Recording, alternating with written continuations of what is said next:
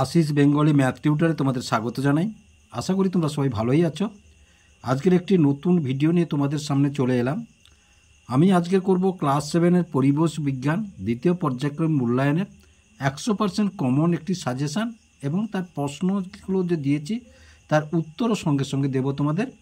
তোমরা নিশ্চয়ই জানো তোমাদের সেকেন্ড ইউনিটের যে পরীক্ষাগুলি হবে সেই পরীক্ষাগুলি হচ্ছে,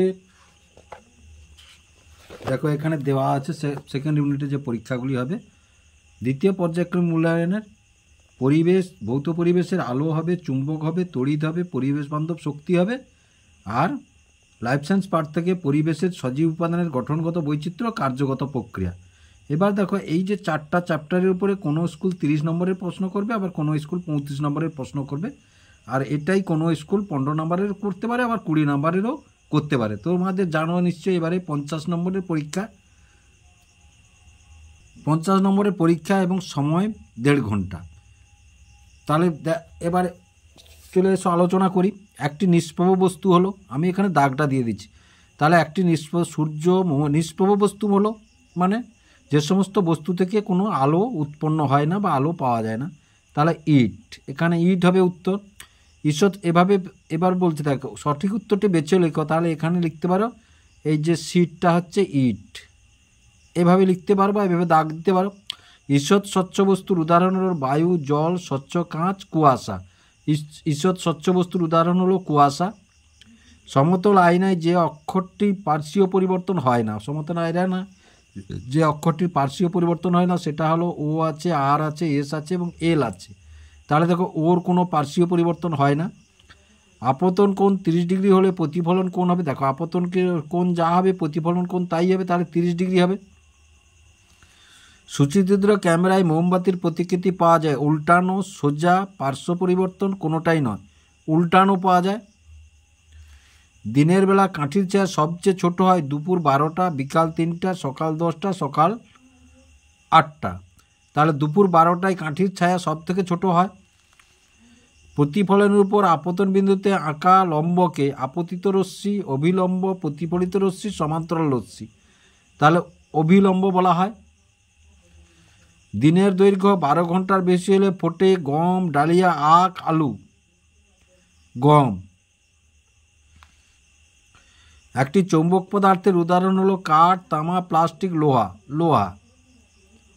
চৌম্বক পদার্থ হলো দেখো যে সমস্ত বস্তুকে চৌম্বক আকর্ষণ করে অথবা চুম্বক তৈরি করা যায়। দেহে বিদ্যুৎ উৎপাদন হয় এমন একটি মাছ জেলিফিশ, সার্ডিন, ইলিশ, তপসে। জেলিফিশ। সবুজ উদ্ভিদ নিজেদের খাদ্য তৈরি করে সূর্যালোক, বিদ্যুৎ, বাষ্প, মাটির সাহায্যে। সূর্যালোকের সাহায্যে। একটি পরিবেশ বান্ধব শক্তি হলো বায়ু শক্তি, পেট্রোলিয়াম শক্তি, কয়লা শক্তি, পারমাণবিক শক্তি। বায়ু শক্তি। এবার দেখো শূন্যস্থান পূরণ করো। আলো এক প্রকার শক্তি। একটি সপ্রভ বস্তু হলো সূর্য। আলোর একটি ধর্ম হলো সরলরেখায় গমন।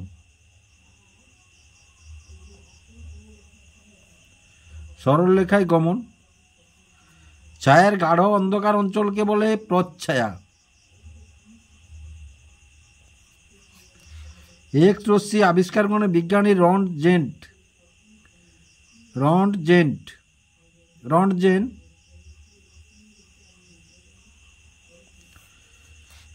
পেট্রোলিয়াম এক প্রকার জীবাশ্ম জ্বালানি। বিদ্যুৎ সার্কিটে নিরাপত্তার জন্য ফিউজ ব্যবহার করা হয়। আলোকরশ্মি ঘনমাধ্যম থেকে লঘু মাধ্যমে প্রতিসৃত আলোকরশ্মি অবিলম্বের দূরে সরে যায়। ইউ আকৃতির চুম্বককে অশ্বক্ষুর আকৃতির চুম্বক বলে।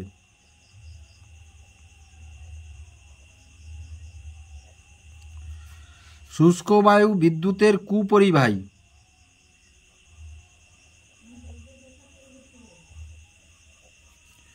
একটি শব্দে বা একটি বাক্যে উত্তর দাও। এবার দেখো একটি শব্দে বা একটি এলইডির পুরো নাম লেখো। এলইডির পুরো নাম হচ্ছে দেখো light, LIGHT, light emitting diode. Emitting diode. তারপর দেখো পেরিস্কোপের মধ্যে দুটি সমতল দর্পণ কত ডিগ্রি কোণে অবস্থান করে? দুটি সমতল দর্পণের মধ্যে 45 ডিগ্রি কোণে অবস্থান করে। সম্পূর্ণ বাক্যে উত্তরগুলি লিখবে। আপতন কোণ ও প্রতিফলন কোণের সমষ্টি 60 ডিগ্রি হলে প্রতিফলন কোণের মান কত? 60 ডিগ্রি হলে দেখো দুটো কোণের মান সমান, তাহলে 60কে 2 দিয়ে ভাগ করলে কত? 30 ডিগ্রি হবে। পৃথিবী নিজেই একটি বিরাট চুম্বক, এই কথাটি সর্বপ্রথম কে বলেন? এই কথাটি বলেন উইলিয়াম গিলবার্ট। William Gilbert.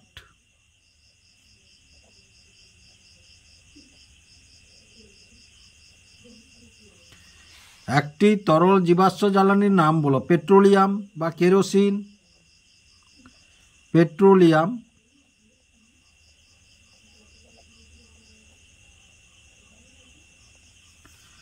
টর্চের ব্যাটারিকে কি বলে?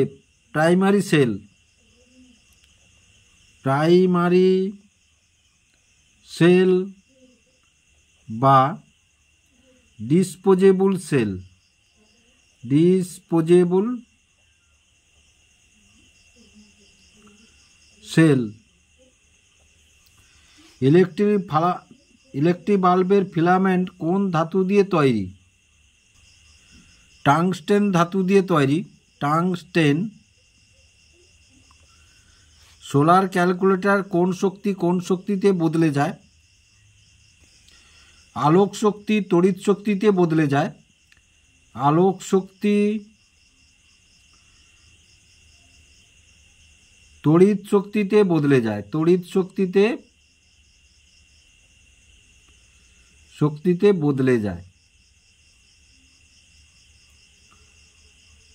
এবার দেখো বায়োগ্যাসের মুখ্য উপাদান কিনা? মিথেন।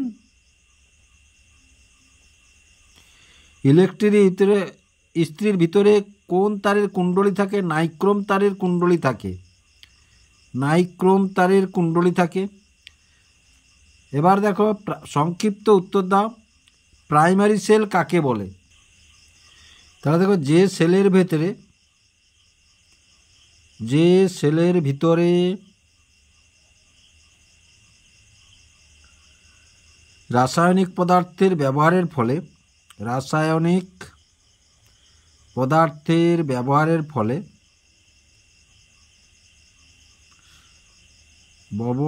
ফলে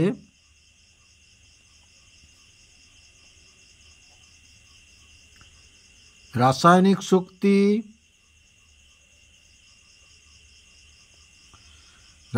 শক্তি বিদ্যুৎ শক্তিতে পরিণত হয়। বিদ্যুৎ শক্তিতে পরিণত হয় তাকে প্রাইমারি সেল বা ডিসপোজেবল সেল বলে। প্রাইমারি সেল বলে। যেমন টর্চের সেল। এলইডি কিভাবে কাজ করে? এবার দেখো তাহলে এলইডি কিভাবে কাজ করে না, এমন একটি ইলেকট্রনিক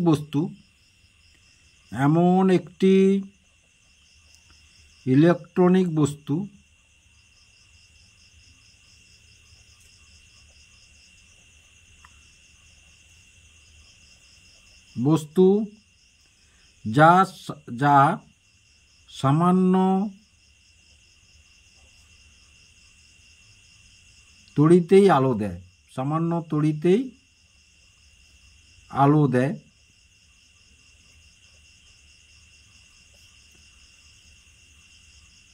এতে কোনো ফিলামেন্ট থাকে না।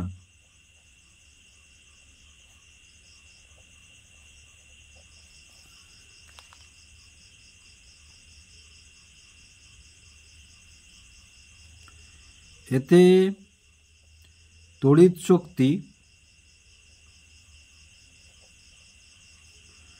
আলোক শক্তিতে রূপান্তরিত হয়।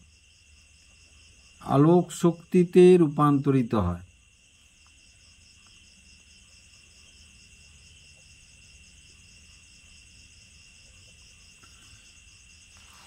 এবার দেখো নিয়মিত প্রতিফলন ও বিক্ষিপ্ত প্রতিফলনের দুটি পার্থক্য লিখো।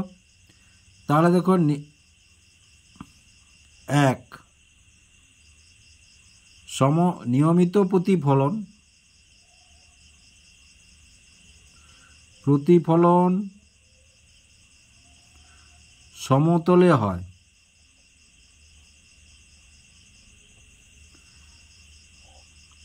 এদারটা বিক্ষিপ্ত প্রতিফলন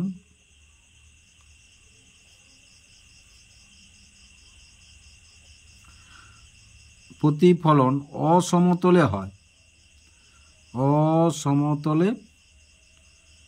হয়। নিয়মিত প্রতিফলন 2, আলোক রশ্মিগুলি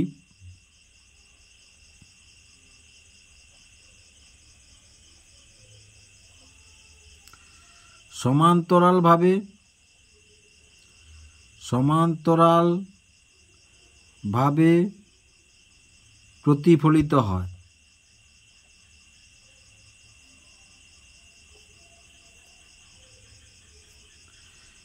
এটা আলোক রশ্মিগুলো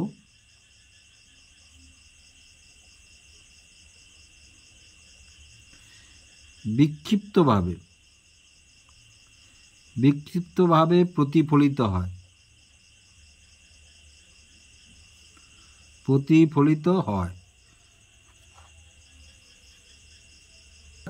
এবার দেখো এই প্রশ্নটি 2 নম্বর বা 3 নম্বরে দিয়ে দিতে পারে। চুম্বকের বিভিন্ন ধর্মগুলির এক, চুম্বকের আকর্ষণ ধর্ম আছে। চুম্বকের আকর্ষণ ধর্ম।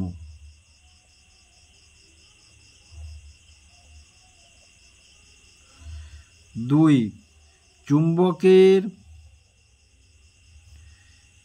দিকদর্শী ধর্ম আছে।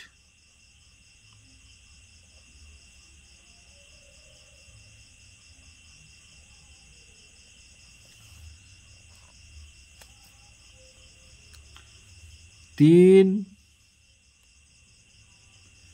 চুম্বক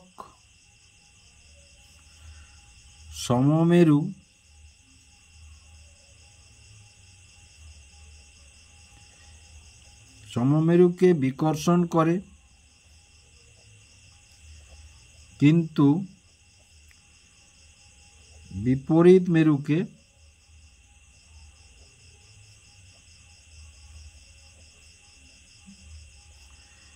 আকর্ষণ করে।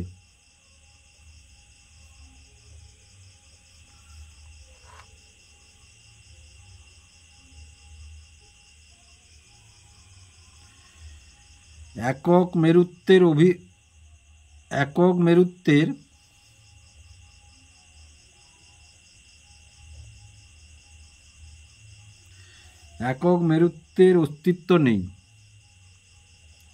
অস্তিত্ব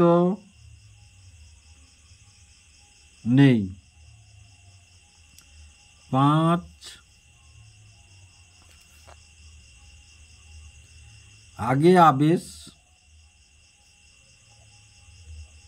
আগে আবেশ পরে আকর্ষণ।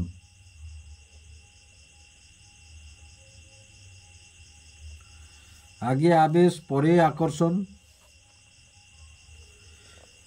6, চুম্বকের সর্বদা দুটি বিপরীত মেরু থাকে।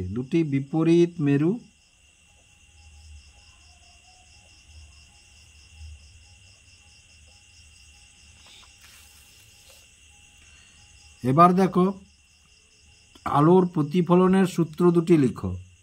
1, তাহলে দেখো 1,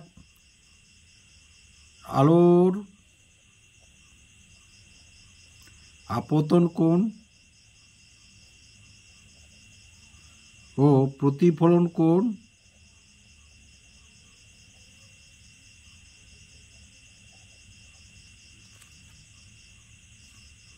প্রতিফলন কোণের মান সমান হয়। 2 আপতিত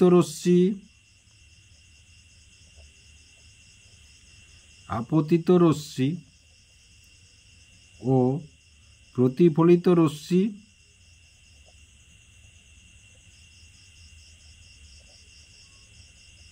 এবং অঙ্কিত অভিলম্ব একই সমতলে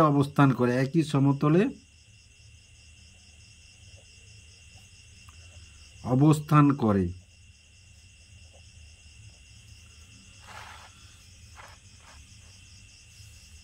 এবার দেখো আলোর প্রতিফলন কাকে বলে। তাহলে উত্তরটা দেখো, আলো কোনো স্বচ্ছ মাধ্যম দিয়ে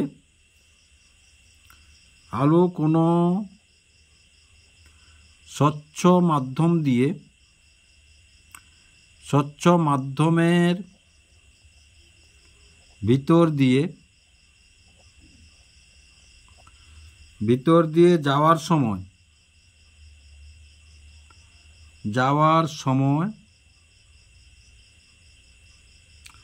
অন্য কোনো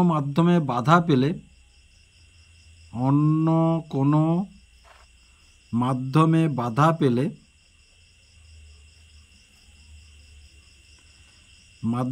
বাধা পেলে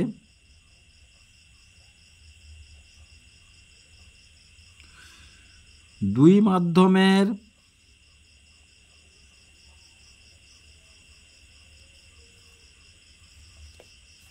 বিভেদ তল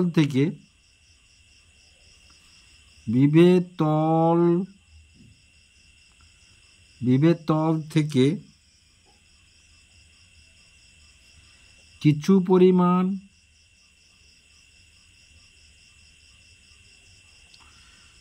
পরিমাণ আলোক রশ্মি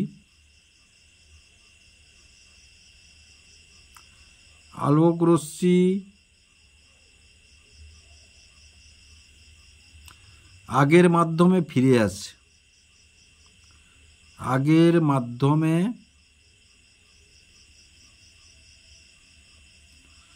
ফিরে আসে।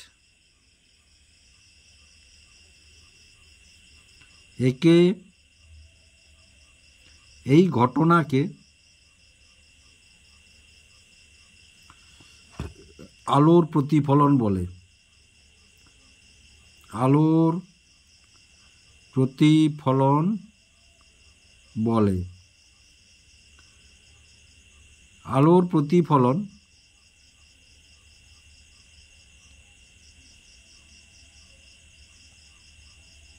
2 প্রকার। 1 নিয়মিত, 2 বিক্ষিপ্ত।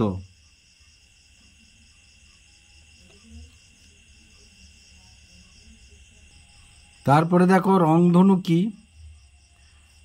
রংধনু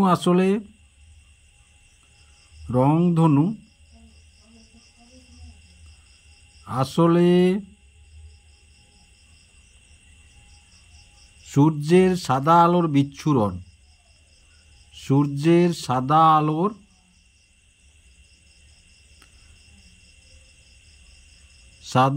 বিচ্ছুরণ।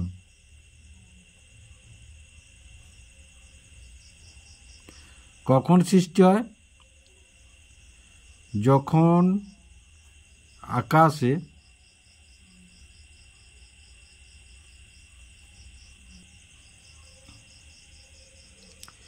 বিকেলে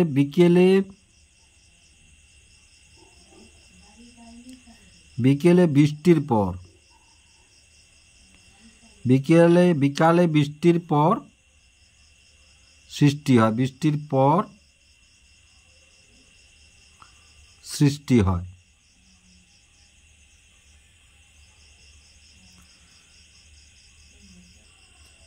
এবার দেখো তড়িৎ চুম্বক কাকে বলে। না, তড়িৎ চুম্বক হলো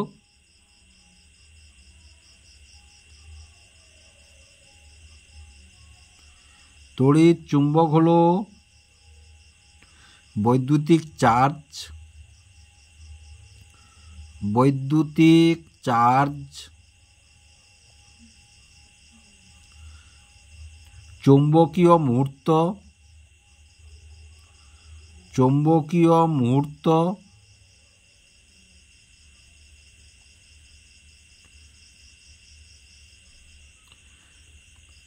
এবং তড়িৎ চৌম্বকীয় ক্ষেত্রের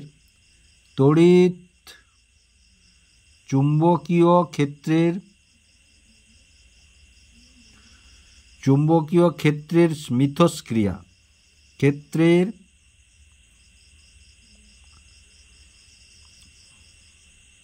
মধ্যে ভৌত মিথস্ক্রিয়া।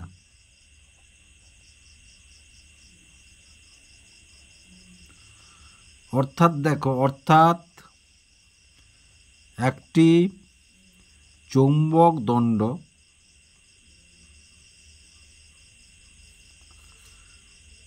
একটি চৌম্বক পদার্থের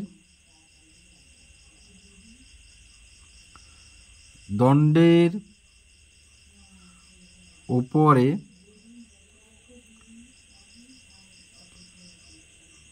পরিবাহী অন্তরিত করে তড়িৎ প্রবাহ পাঠালে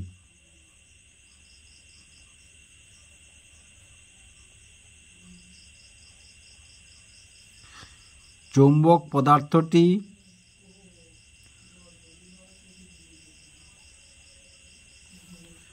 তড়িৎ চুম্বকে পরিণত হয়।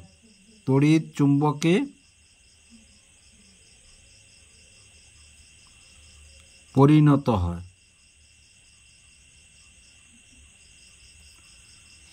ফিউজ তারের কার্যনীতি দেখো।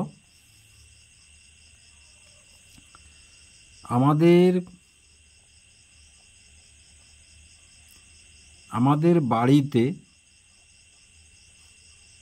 যে দামি বৈদ্যুতিক সরঞ্জামগুলি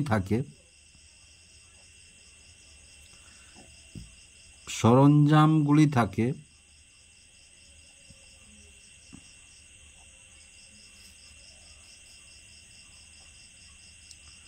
তাদের নিরাপদে রাখার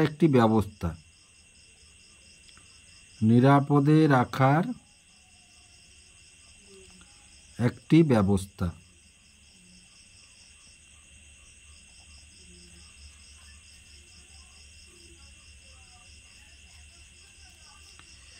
বিদ্যুৎ পরিবাহীর মধ্যে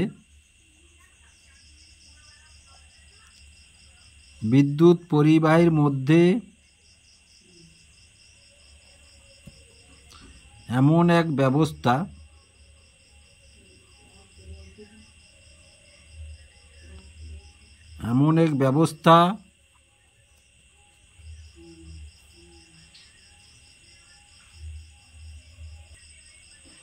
ব্যবস্থা যা খুব কম উষ্ণতায়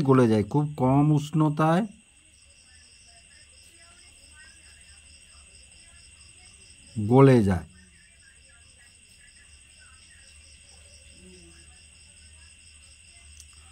কোনো কারণে পরিবাহীতে বেশি বিদ্যুৎ প্রবাহ হলে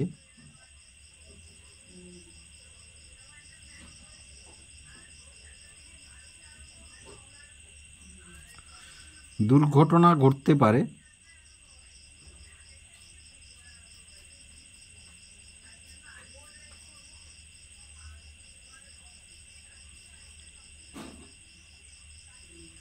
কিন্তু ফিউজ তা রোধ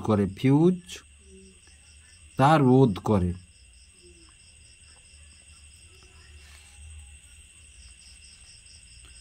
এবারে দেখো পরিবেশ বান্ধব শক্তি কাকে বলে, এর বৈশিষ্ট্য কি। যে সমস্ত শক্তি ব্যবহারের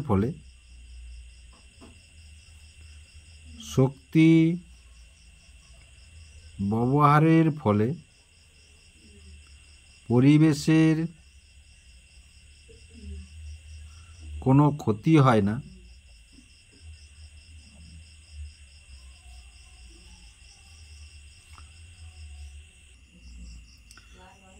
না ও সহজলভ্য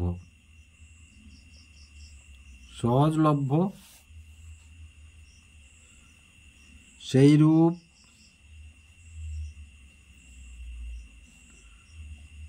অচিরাচরিত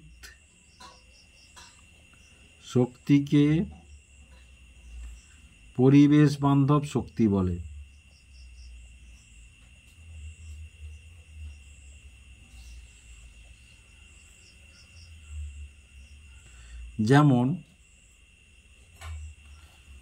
যেমন সৌরশক্তি,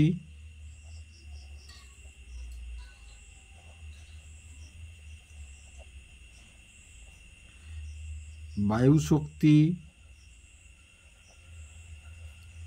ইত্যাদি। এবার দেখো লাইফ সায়েন্সের পার্টটা দেখো। মূলের যে অংশ উদ্ভিদের জল শোষণ করে, মূলের কটি অংশ? 4টি অংশ। স্থায়ী অঞ্চল, বর্ধনশীল অঞ্চল, মূলরম অঞ্চল, মূলত্র অঞ্চল। আমরা কি জানি? মূলরম অঞ্চল। এর সম্পূর্ণ বাক্যে উত্তরটি বেছে লেখো। তাহলে এটা এইভাবে লিখতে পারো, শীত দাগ, তাহলে মূলরম অঞ্চল। বা সম্পূর্ণ বাক্যে উত্তর লিখতে পারো। একটি বৃক্ষ প্রকৃতির উদ্ভিদ হলো ধান, জবা, কুমড়া, আম। তাহলে আম, কারণ ধান, গুল্ম, জবা, জবা, গুল্ম, ধান বিরুৎ, কুমড়াও বিরুৎ। কাণ্ড বেষ্টক পত্রমূল দেখা যায়, পাতা গোটা কাণ্ডটা বেষ্টন করে থাকে ধান গাছে। তারপরে গাছের পাতা বা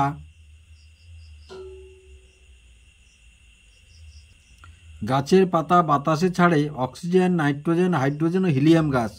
অক্সিজেন গ্যাস। সম্পূর্ণ সমাঙ্গ পুষ্প হলো যে পুষ্পতে 4টি স্তবক এবং 4টি স্তবকের মধ্যে প্রত্যেকটি স্তবক সমান। যেমন বৃত্তি যতগুলি থাকুক সেগুলি সমান, দলমণ্ডলগুলো পরস্পর সমান। তাহলে জবা। একটি গুচ্ছিত ফল হলো আতা। আমের ফলত্বকের স্তর থাকে 2টি 3টি। বন্ধ নর্দমা সেপটিক ট্যাঙ্কে থাকে H2S gas, CO2 gas, CO gas, O2 gas, H2S gas. গাছের রান্নাঘর হলো পাতা। বায়ুপরাগী উদ্ভিদ হলো ধান। এবার শূন্যস্থান পূরণ করো। মূলের ডগায় টুপির মতো অংশ হলো মূলত্র। ফুলের ডিম্বাশয় ফলে এবং ডিম্বক বীজে কিশমিশ জল শোষণ করে ফুলে ওঠে। একে অভিস্রবণ বলে বা অন্ত অভিস্রবণ বলতে পারো। একটি উপকারী পতঙ্গ হলো মৌমাছি। একটি যৌগিক পত্রের উদাহরণ হলো তেঁতুল। একটি বা দুটি বাক্যে উত্তর দাও। একটি প্রধান মূলের কয়টি অংশ কি কি? দেখো, একটি প্রধান মূলের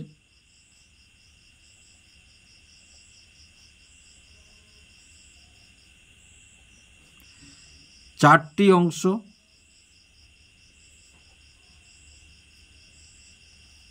যথা: 1 স্থায়ী অঞ্চল,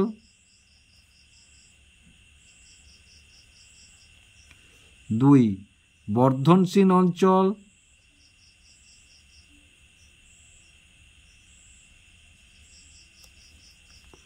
3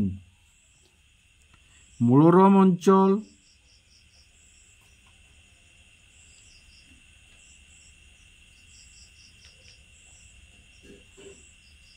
4 মূলত্র অঞ্চল।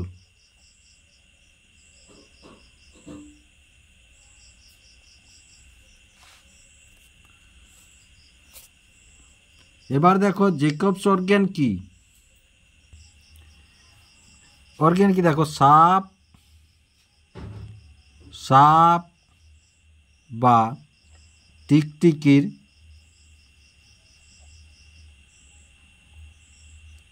টিকটিকির উপরের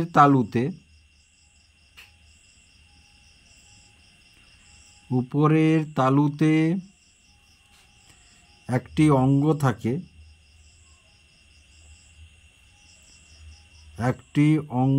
থাকে,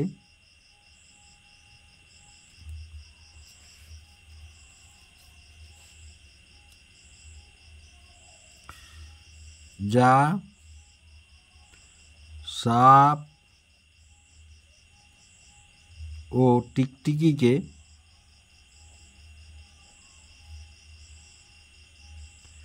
পরিবেশ সম্পর্কে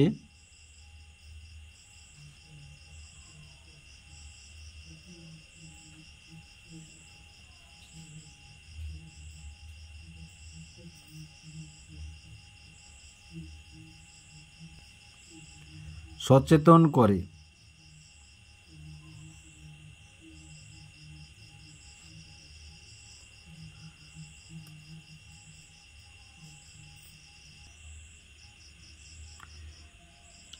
একে জেকব অর্গ্যানস বলে। জেকবস অর্গ্যান বলে। দেখো সাপ বা টিকটিকি, সাপ দেখো ঘন ঘন জিভ বের করে বাইরের পরিবেশের যে হাওয়ায় ধরো বিভিন্ন যে বস্তুগুলো থাকে সেগুলো জিভের মধ্যে চলে এসে সেটা গিয়ে জিভের মধ্যে ঢুকিয়ে নিয়ে সেই তালুতে ঠেকায়, সেখানে উদ্দীপনা সৃষ্টি করে এবং পরিবেশ সম্বন্ধে তাদের সচেতনা সৃষ্টি করে। এবার দেখো স্কুটেলাম কি। স্কুটেলাম হলো একবীজপত্রী উদ্ভিদের বীজের একটি অংশ। স্কুটেলাম হলো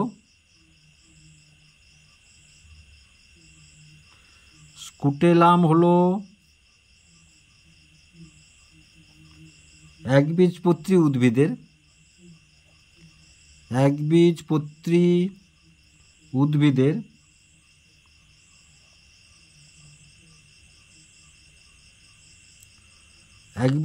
উদ্ভিদের বীজের একটি অংশ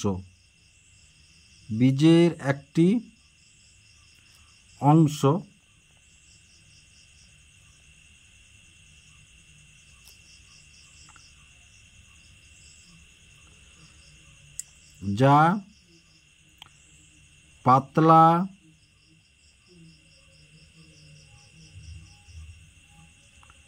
ঢাল সদৃশ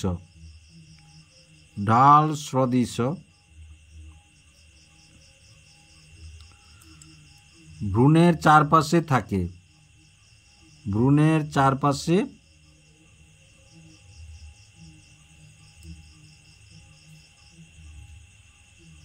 বীজের অঙ্কুরোদ্গমের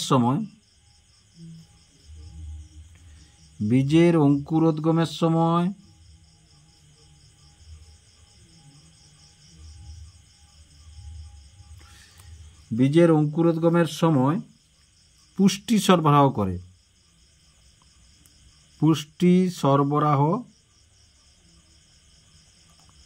করে। ভুট্টা বীজে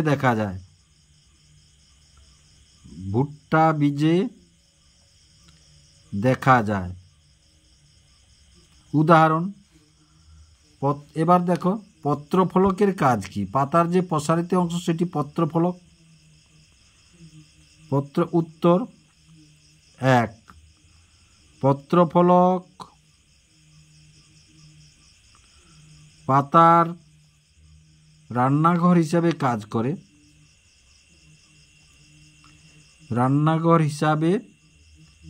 কাজ করে, অর্থাৎ মূলত সালোক সংশ্লেষ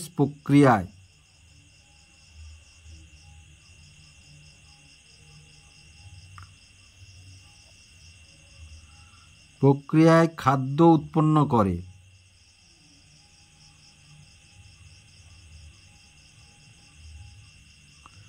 তাছাড়া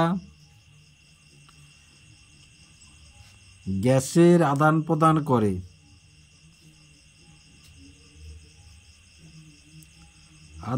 প্রদান করে। বাষ্পমোচনে সাহায্য করে।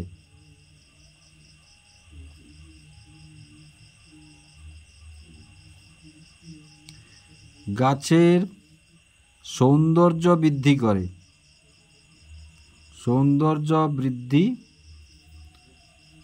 করে।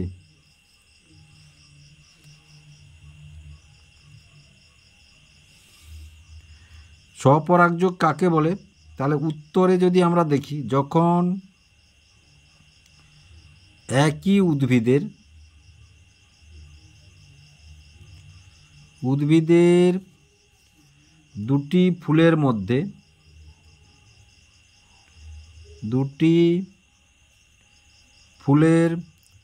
মধ্যে বা একই ফুলের মধ্যে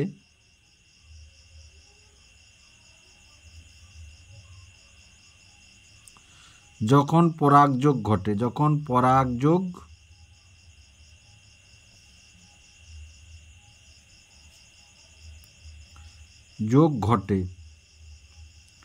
তাকে স্বপরাগযোগ বলে।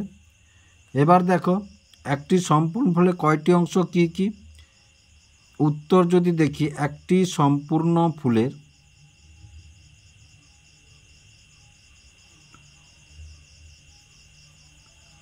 4টি অংশ। 1 বৃতি, 2 দলমণ্ডল,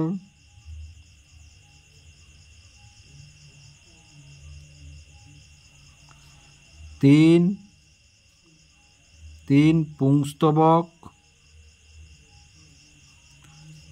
4 স্ত্রীস্তবক।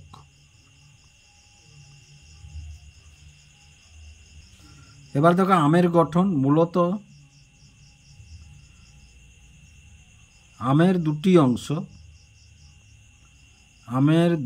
অংশ, 1 পেরিকার্প বা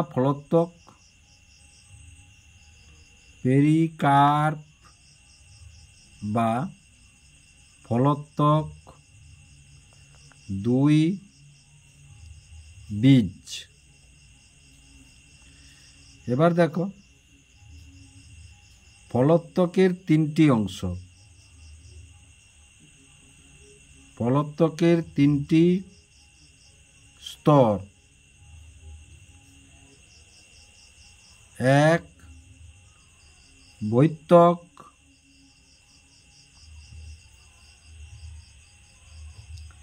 পাতলা চামড়ার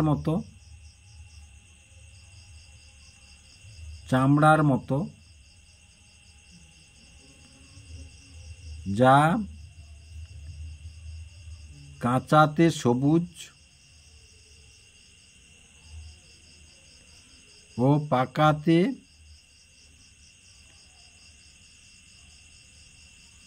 হলুদ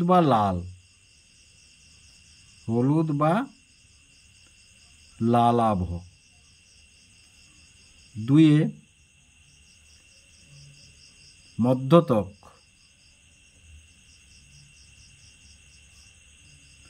এটি রসালো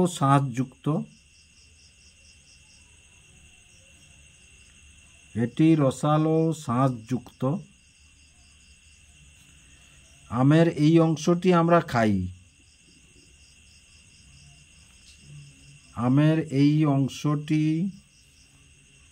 আমরা খাই।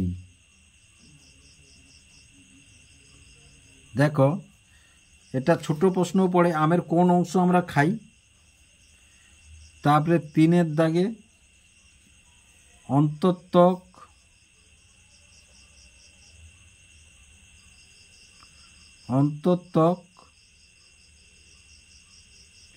যাকে আমরা আমের আঁটি বলি।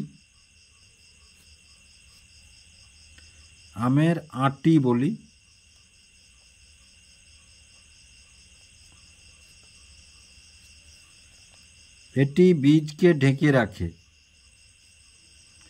এটি বীজকে ঢেকে রাখে।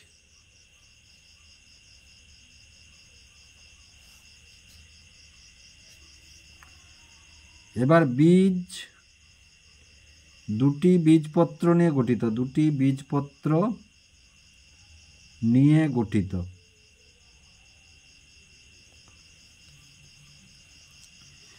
বীজের গঠন অনুযায়ী বীজ কয় প্রকার? উত্তর দেখো, বীজের গঠন অনুযায়ী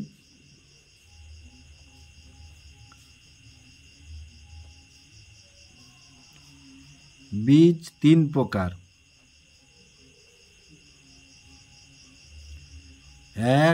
একবীজপত্রী,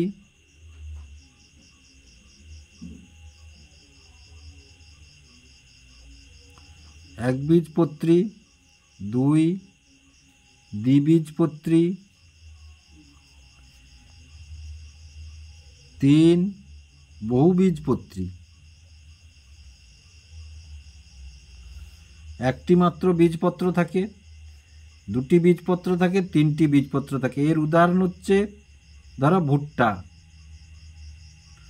এর উদাহরণ ধরো আম, এর ধরো পাইনাস। একটি বীজপত্র থাকে, দুটি বীজপত্র থাকে, 3টি বীজপত্র থাকে। মৌমাছি কিভাবে পরাগযোগে সাহায্য করে? দেখো, মৌমাছি যখন মধু সংগ্রহে যায়, মৌমাছি যখন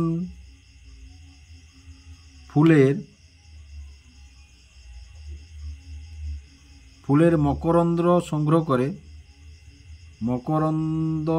সংগ্রহ করে,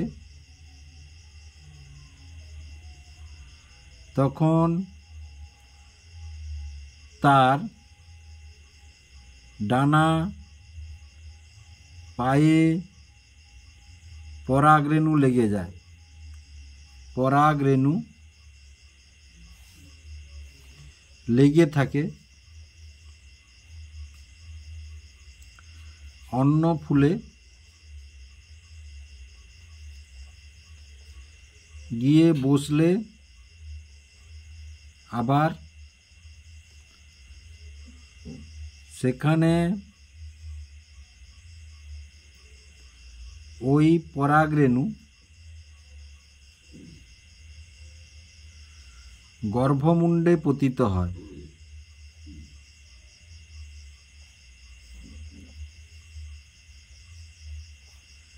ও পরাগযোগ ঘটে।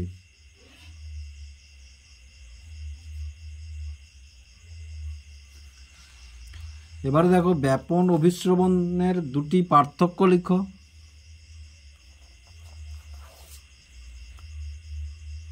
তাহলে 1 ব্যাপন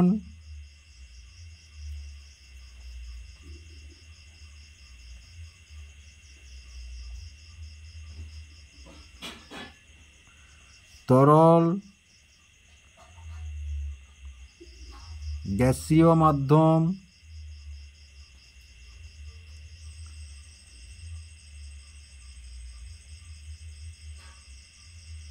মাধ্যমে হয়।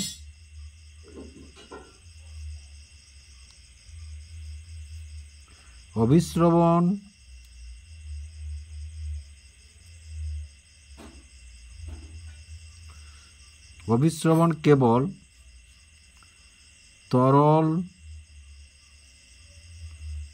তরলের দ্রবণের মধ্যে হয়ে থাকে। হয়ে থাকে। 2 কোনো পর্দার প্রয়োজন হয় না।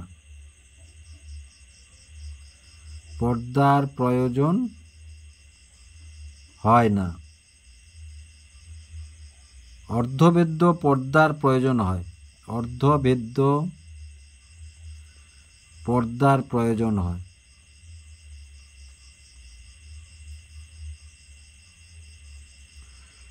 3 দ্রাব অণু চলাচল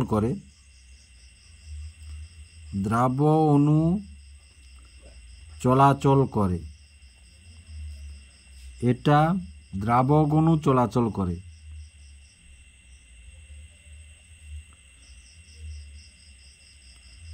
চলাচল করে। তাহলে আশা করি বুঝতে পারলে, এবং যদি ভালো লেগে থাকে এবং উপকৃত হয়ে থাকো তাহলে ভিডিওটিকে লাইক এবং শেয়ার করবে ও চ্যানেলটিকে অবশ্যই সাবস্ক্রাইব করবে নতুন নতুন ভিডিও পাওয়ার জন্য।